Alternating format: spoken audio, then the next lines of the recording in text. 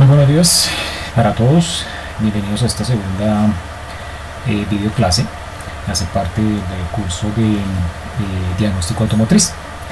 Habíamos quedado la semana o la semana anterior, aquí en donde tengo precisamente la presentación, y vamos a empezar a hablar un poco y a desglosar un poquito el tema de cómo funcionan los computadores. Acuérdense que quiero, antes de entrar un poco en los más detalles de la presentación de la sesión de hoy, tener en cuenta que esto de los computadores en vehículos no es nuevo, ¿cierto? Esto viene desde ya, esto se remonta desde, no sé, a los años, aproximadamente los años 60.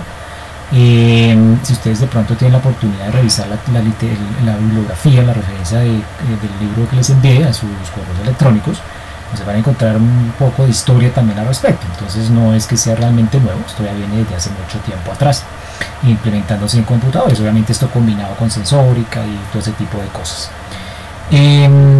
Habían exactamente tres, antes de avanzar, para hacer una claridad, una serie de unas precisiones, una serie de conceptos, y es que habían realmente tres, digamos, componentes principales, o tres aspectos, o tres elementos, como lo queramos llamar, principales en el caso de qué es lo que se quiere controlar, ¿no? Nosotros, fíjense que aquí en esta diapositiva que tenemos, que las primeras eran de control del motor, ¿cierto? Nos hablan de manejo del sistema de combustible, mantener las relaciones estequiométricas, reducir emisiones, ¿cierto?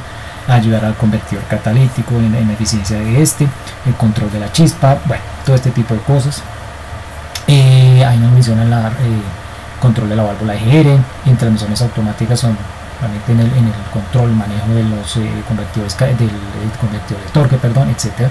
Pero habían tres aspectos interesantes, importantes, que hay que resaltar, y era primero, los fabricantes pues decían, bueno, ¿cómo vamos a hacer un mejor control de emisiones? Pero aquí ya lo vemos, es uno de los aspectos que se incluyen, un buen consumo de combustible, la optimización del consumo de combustible, y que se tenga lo que se conoce como un buen performance o drive ability, o sea, que haya un buen rendimiento, ¿cierto?, del motor.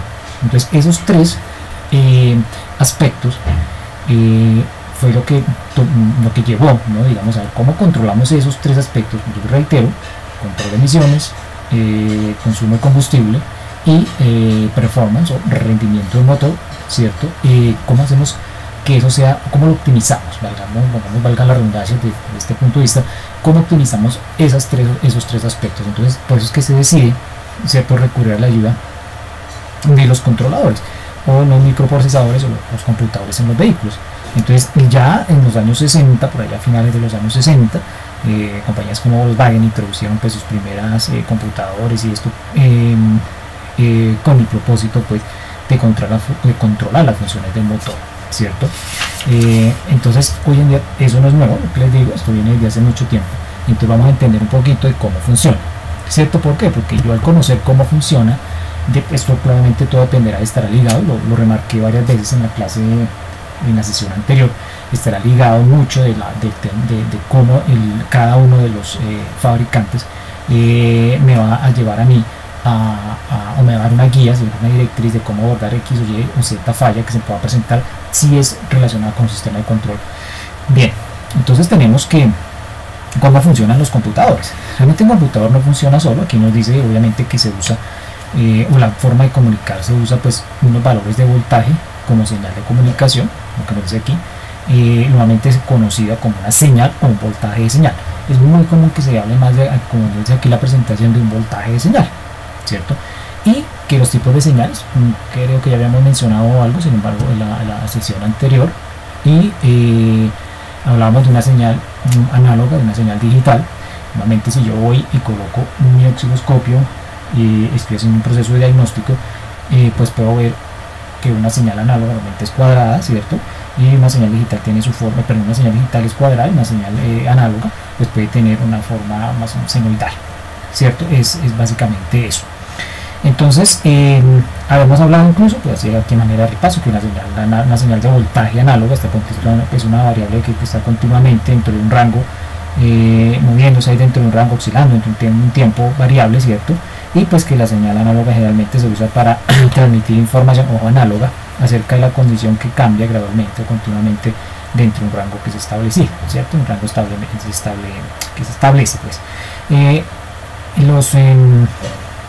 por ejemplo, los sensores, los dispositivos, por ejemplo, de sensado de temperatura, que están sensando temperatura, usualmente pues, están usando una señal digital, pero análoga, quiero decir análoga, y las señales digitales, pues, como también creo que lo mencionamos en la clase anterior, la sesión anterior, también varían, pero no de una manera continua, ¿cierto? Digamos que no se requiere el tiempo como tal, de la variable del tiempo, para que ocurra un cambio. Entonces, esa es precisamente una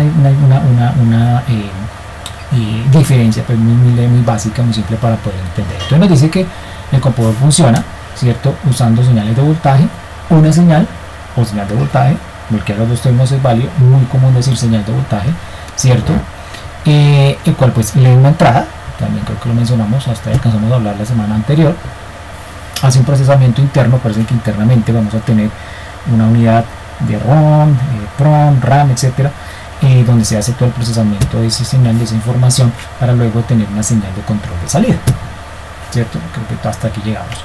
Y vuelvo a reitero, vamos a entrar en las señales análogas, ¿cierto? Que el voltaje cambia continuamente dentro de un rango.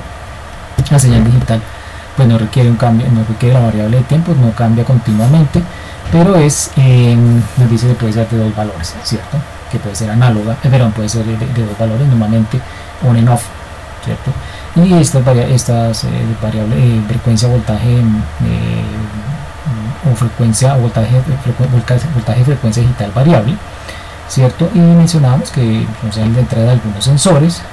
Este del ciclo de trabajo es muy común, que uno vea que uno requiera, por ejemplo, conectar una herramienta como un osciloscopio y demás, y calcular, mirar el ciclo de trabajo, ¿cierto?, el ancho de pulso a la salida, si yo quiero activar alguna, o se requiere activar algún actuador, solenoide, en este caso un inyector, cosas de ese estilo, pues tenemos esta variable de pulso, de variación de ancho de pulso variable, quiero decir aquí ciclo de trabajo variable, ¿cierto?, con señales de salida.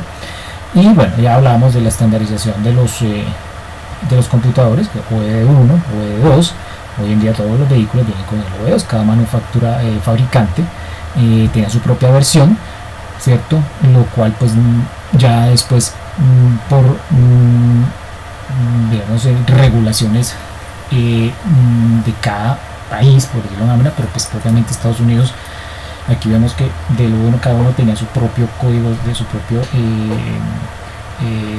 conector, su propia, digamos, su propia forma de hacerle este sistema de monitoreo, sus propias terminologías, y dijeron no, pero tenemos que migrar a algo que sea mucho más estandarizado, y es el OBD2, que es el mismo, un diagnóstico a bordo, pero tenemos un conector de 16 pines, que es estándar en todos los modelos, independientemente de qué fabricante sea, ¿cierto?, hasta a partir del año 1996.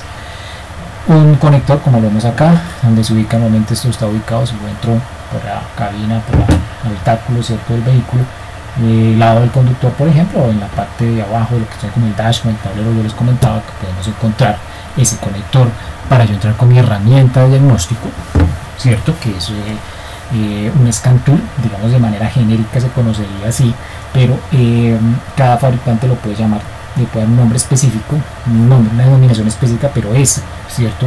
Conozco unos que se conocen en la industria como Vehicle Control Module, en el caso, por ejemplo, de marcas como Ford, y es realmente eso, mi scan tool para conectarme por mi puerto de 16 pines, para hacer esto que se llama el retrieve o la recuperación, o llamémoslo de una manera más sencilla, la identificación de los códigos de falla, ¿cierto?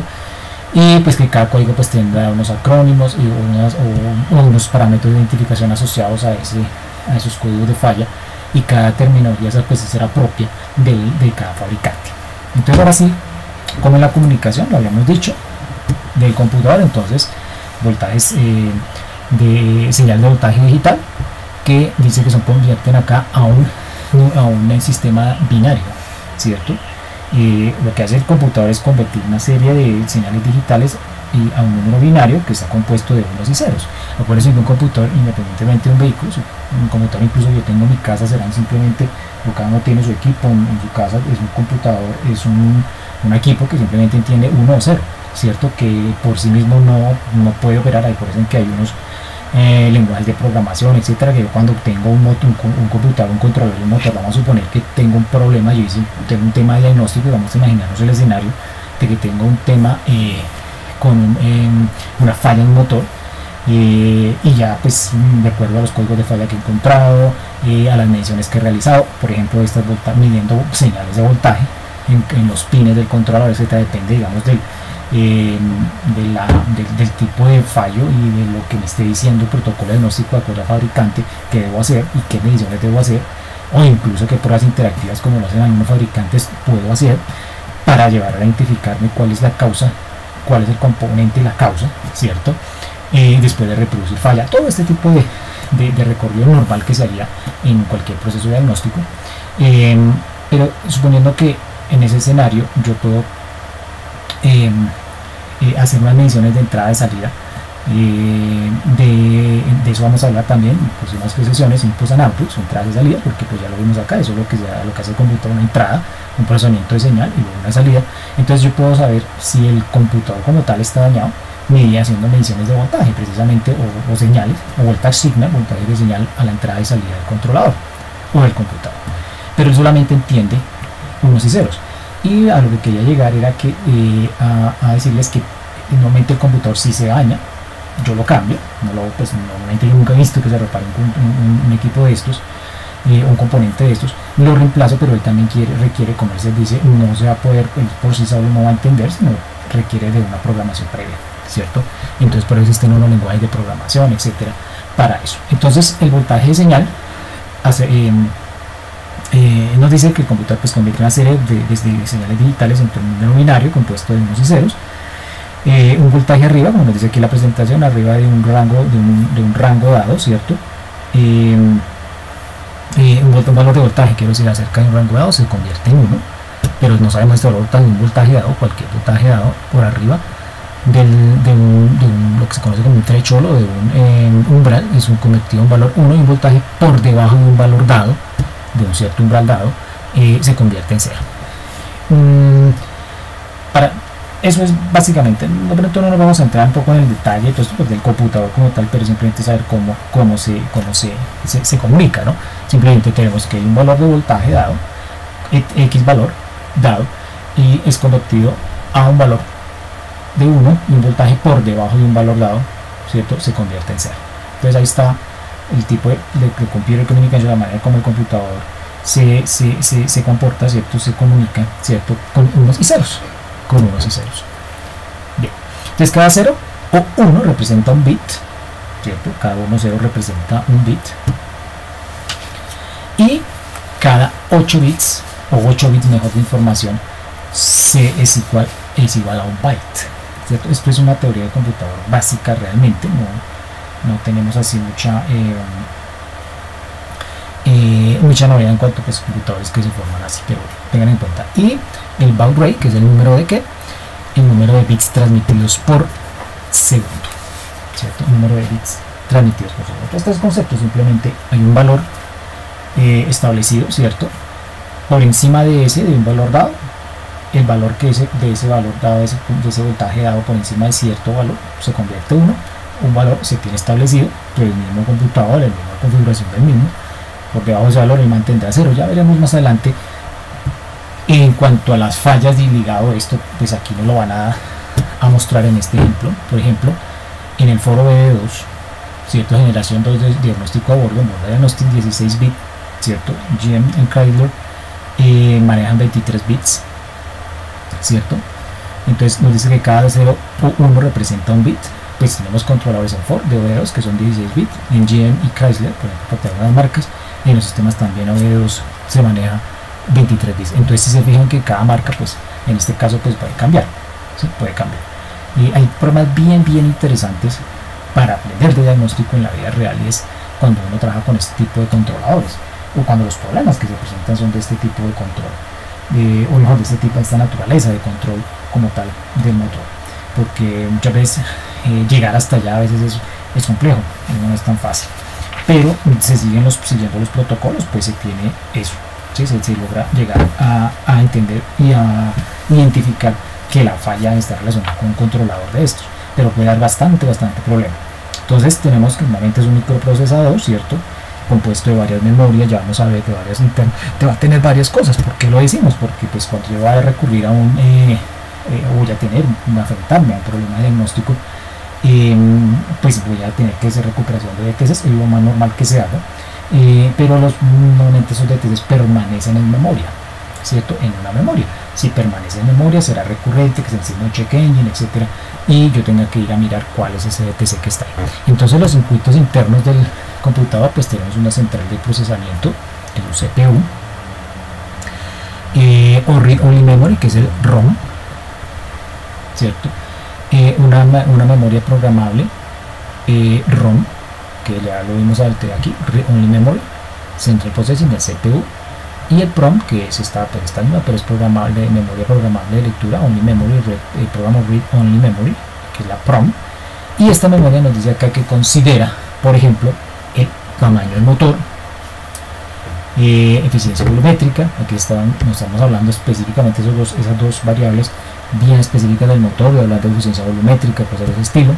Transmisión considera eso, tamaño de la llanta. Yo dirán, ¿y por qué tamaño de la llanta? Esto es bien interesante. Hay veces que lo vi en la industria y usted cambia el tamaño de la llanta y eso le puede generar inconvenientes al PSM. ¿PSM cuál es? Una forma de hablar de un computador. Aquí estoy hablando de remote computer, computador, es cierto, pero normalmente en la marca, si uno va en las marcas como propiamente, pueden llamarlo PSM, que es Powertrain Control Module, o modo de control de transmisión de potencia, o algo así sería la traducción.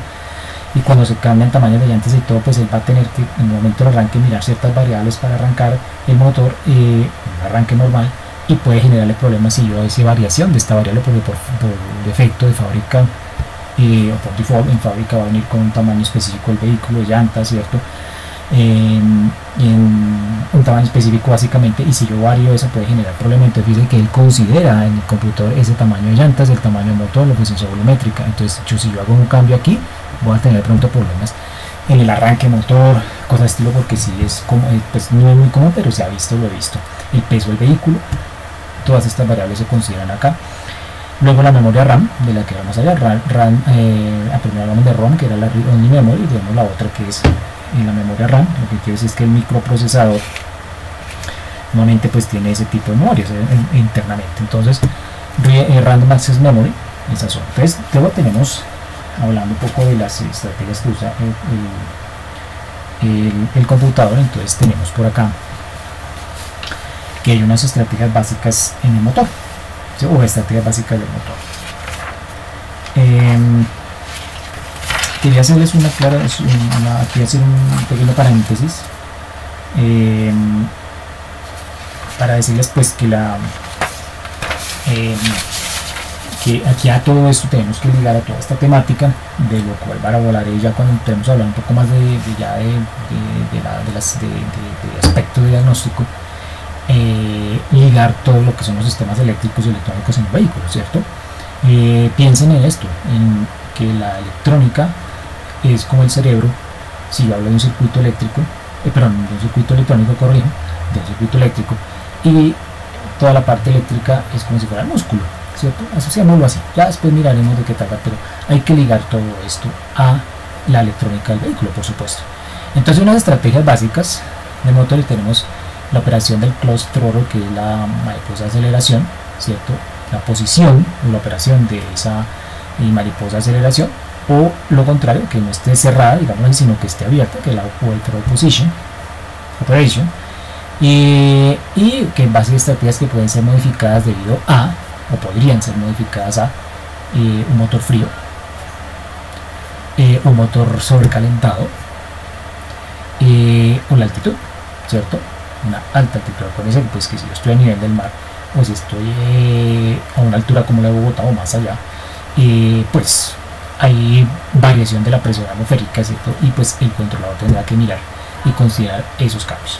Entonces, siguiendo con las estrategias del computador, tenemos que durante y aquí entramos a mirar algo pues interesante en la relación que esto puede tener con la razón que tiene todo esto de los unos y los ceros, ¿cierto? Y la comunicación que se convierte en un bit, byte, esto es baud rate, todo ese tipo de cosas. Entonces miramos acá que durante una falla, realmente lo que me está haciendo, ¿cierto? Una falla potencial, entonces el PCM, entonces, ¿qué será el PCM? El PCM ya es la forma, ya aquí ya migramos, digamos, a no tanto hablar o no enfocarnos o centrarnos solamente en hablar del computador motor, sí que es de hecho el PCM es un computador, pues esto es ese PCM lo que nos traduce, lo que quiere significar la sigla es Powertrain Control Module, que es Powertrain Control Module, que es un módulo de control de potencia o de transmisión de potencia, que es nuevamente lo que controla el controlador del motor, porque yo puedo tener PCM, pero también puedo tener PCM, pero también puedo tener TPM, ¿sí? Si es un controlador del motor, pero también puedo tener un computador aparte para la transmisión o un computador aparte que maneja temas de carrocería, ¿cierto? E incluso puedo tener computadores, pequeñas unidades de control para, por ejemplo, el seguro de las puertas, ¿cierto? Para abrir y cerrar una chapa, cosas de ese estilo. Todo eso hay vehículos que pueden tener 15, 20 computadores a bordo. O sea, esto es bastante interesante. Entonces, si tenemos entonces el computador PCM, no sé si durante una operación donde se encuentre un malfunction, una falla, alguna irregularidad, pues el PCM opera en un modo fijo, nos dice acá, en un modo fijo. Entonces el modo fijo, que nos quiere decir que pues operará con un tiempo base, ¿cierto? Un tiempo base establecido, a mezcla totalmente rica, y que el PCM deja de hacer control de el layer management, o sea, el sistema de aire, EGR, que la válvula de circulación, ¿cierto? De exhaust gas recirculation, la válvula de purga de canister, ¿cierto? O sea, deja de hacer ese control, ¿sí? Deja de hacer el control cuando haya una función. Pero quiero decir, pues, quiero aclarar que pues, no de pronto todos los fabricantes hagan lo mismo, ¿sí? Esto es algo muy general que se puede encontrar. Pero eso ya dependerá de cómo abordaremos el tema partiendo de los códigos de falla que yo tenga, ¿no? Entonces, simplemente como resumen, hay unas estrategias básicas del computador, y es que tener la operación de close throttle, o sea, cuando yo tengo la operación de piso el acelerador y muevo el throttle position, cosas de estilo. Entonces, si yo la tengo de una manera parcialmente o cerrada, parcialmente abierta o totalmente abierta, lo que se conoce como WOT, Wide Open Throttle, que voy a revisar un momentico, bueno, no suelo hacerlo, pero para que se entienda, para que veamos un poco más claro, voy a revisarme, quiero que quede esto claro, acá. Wide Throttle Position, WTO es Wide Throttle Position, simplemente estoy mandando las iniciales.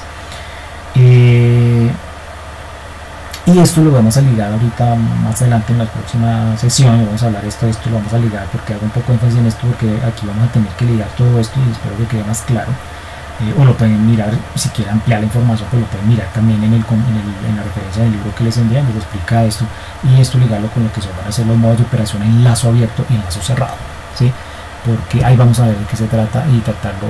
Cuando lo liguemos con la operación en lazo cerrado y lazo abierto, pues va a quedar posiblemente más claro. Pero hay estos aspectos importantes acá, estos tres elementos importantes, en el que si se presenta una función, una malfunction, que es una falla potencial, una anomalía o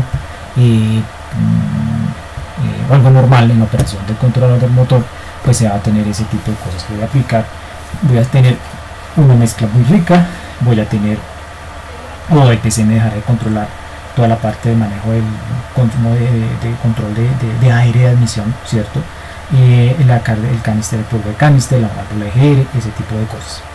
Entonces ahora tenemos nuevos diseños, pues nos dicen los diseños, pero esto ha evolucionado muchísimo. Se va a encender una luz en el tablero, en el dash, ¿cierto? O un testigo, como lo quieran llamar, normalmente conocido como check engine, pero en los nuevos diseños se conocía como limping mode, y lo que nos dice esta sigla es el failure mode effects management, o sea, como los efectos del modo de falla, ¿cierto? Manejo los efectos del modo de falla en nuevos modelos. Más que todo, por ejemplo, esto lo podemos ver en Ford, por ejemplo, una marca, pero todas las marcas vayan.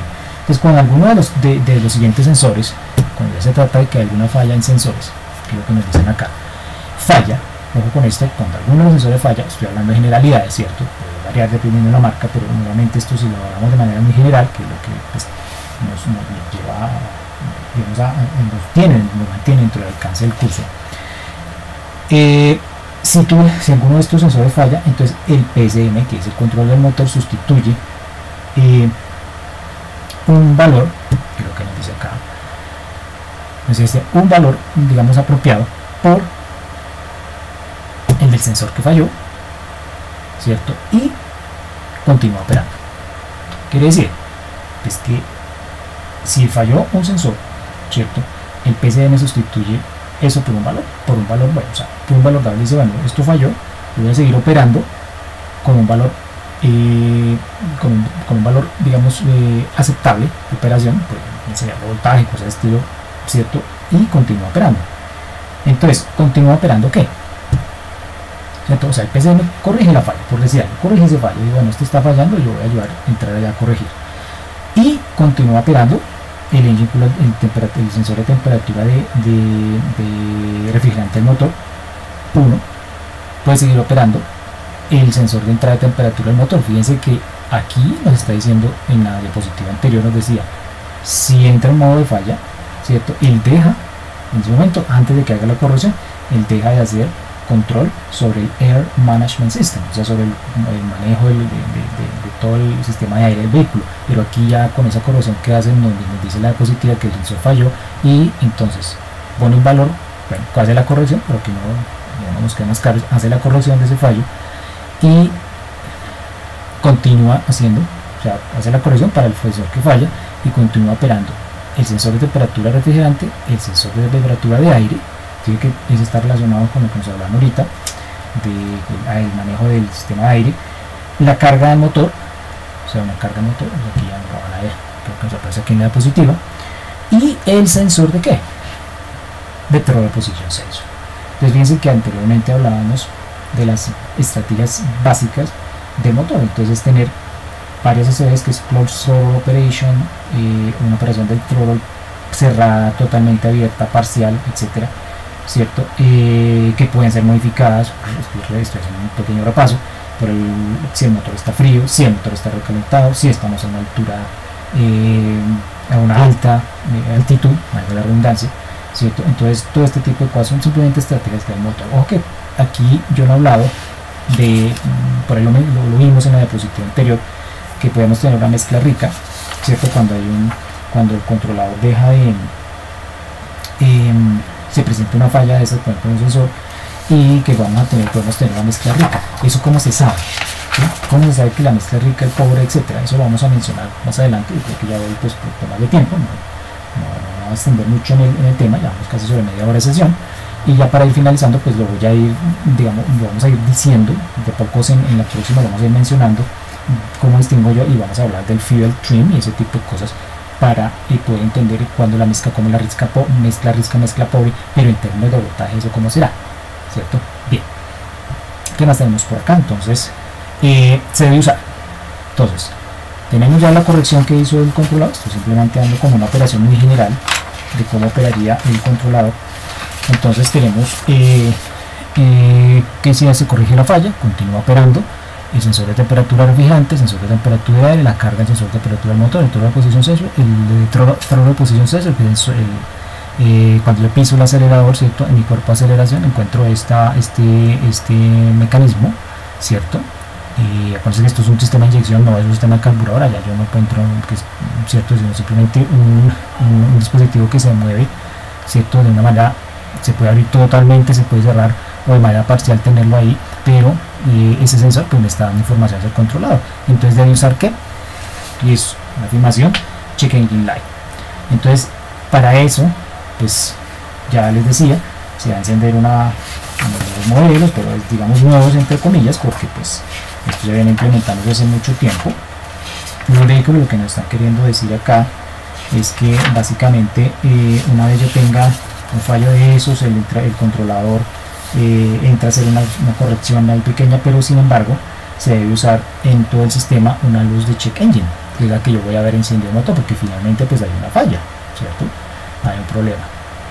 Entonces se hace la corrección, etcétera, por ejemplo en marcas como GM se llama un Check Engine Light, CAL, Malfunction Indicator Lamp, si es una marca como Ford por ejemplo, que es MIL, o Mil Function Light.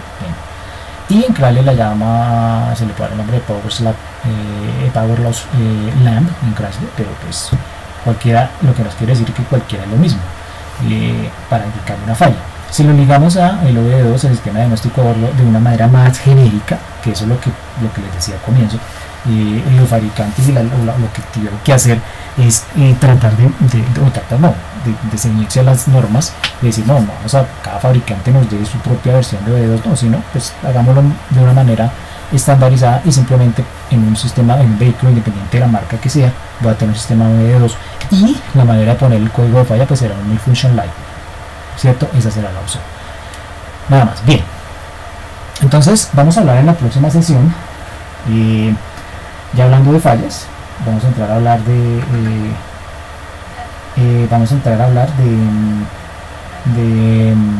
tipos de fallas cuando son hard falls, soft falls, fallas intermitentes, de estilo, en la próxima sesión, y ya pues hablaremos de algunos casitos de diagnóstico y cosas de ese estilo. Muy bien, espero que pues tengan un buen día, que esta información sea útil para todos, para su curso, y pues no olviden revisar la referencia, es muy completa, bastante interesante. Profundizar más en todo esto que yo he dicho aquí, pues se le da tratado de hacer de manera condensada, resumida, pero si quieren miren más a profundidad en todo el tema, en toda la temática, pues ahí está la referencia para que la consulten. Muy bien, muchas gracias por la atención y un feliz día para todos.